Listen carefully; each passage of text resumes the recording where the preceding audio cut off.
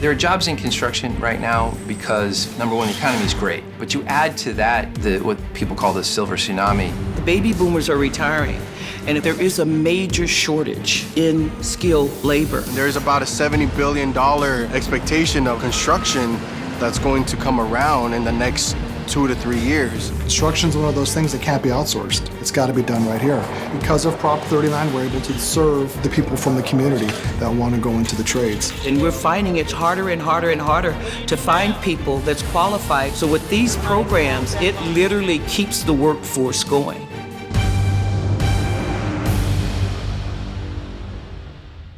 The MC3, or the Multi-Craft Core Curriculum, is a curriculum developed by the international unions of the building trades.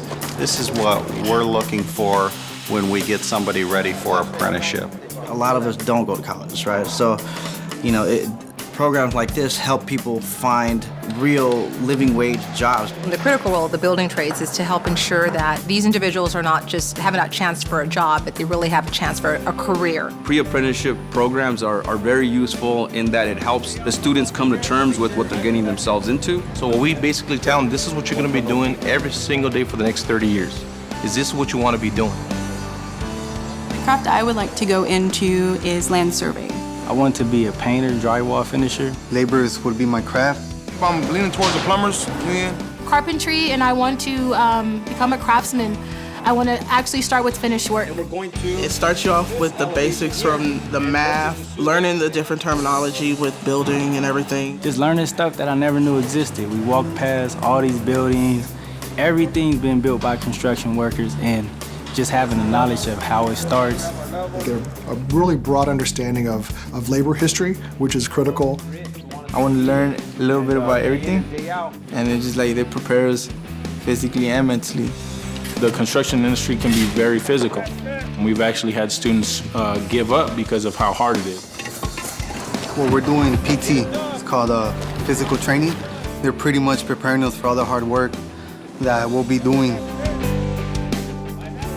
We get them first aid and CPR training, OSHA 10 cards. How the safety of handling the tools, which is very important because we want to go home with our fingers. We're in the process right now of building small structures that have all the same components of any residential or commercial building. We learn how to do all types of different skills, from measuring to hammering to sawing.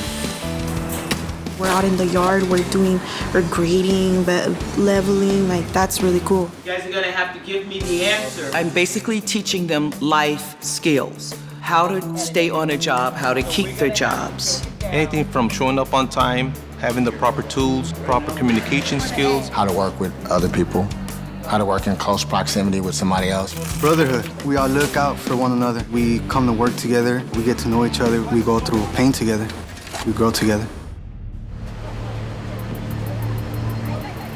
During those 10 weeks, we're traveling to different union halls, the sheet metal workers, the painters union, the plumbers union, the IBW Local 11, so they can start thinking about, okay, what is it that I'm gonna do? Visit like today at LAX is super valuable. Our students actually get to see what a live job site looks like. They get to see how the symphony of crafts working together flows. They get to see the cool hardware, the cranes, the bulldozers, seeing people on lifts, seeing people on the roof, seeing just how exciting working in this industry actually can be.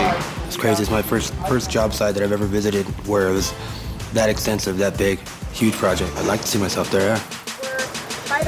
We took the students to 3 different sites. We started at the San Joaquin River Viaduct. It's in the city of Fresno, to get the students out there to see what other people are working on, the men and women working on the project. I never really been so close to something, so big, like the high-speed rail, and I just hope I can be part of it pretty soon.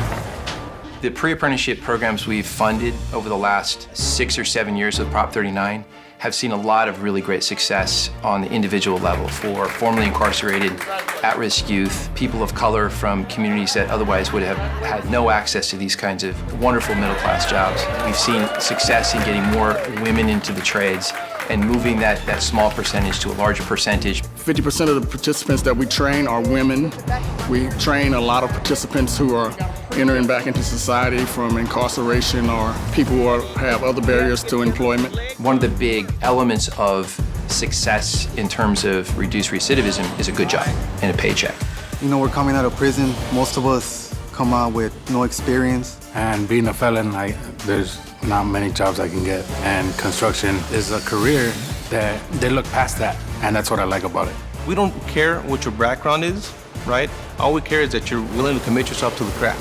Actually, the ones that's been incarcerated are the ones that are really the best students because they pay attention and they know what they have to go back to if they don't make it here. They actually believe in us, and that's what you need, people to believe in you and actually give you that second chance. But with this, they've taken a chance on me. So, you know, I'm gonna make them proud. I like to see our participants come through the program and then find themselves in a secure job where they have potential to grow, to see their confidence build from the beginning to the end of the program. It's great for the group that's in the class right now to see someone who's come through the program being successful and thinking to themselves, if they can do it, I can do it. To be honest, before I got to Richmond Bill, I was on a crash course. I was in and out of jail. I didn't believe I would ever have a job.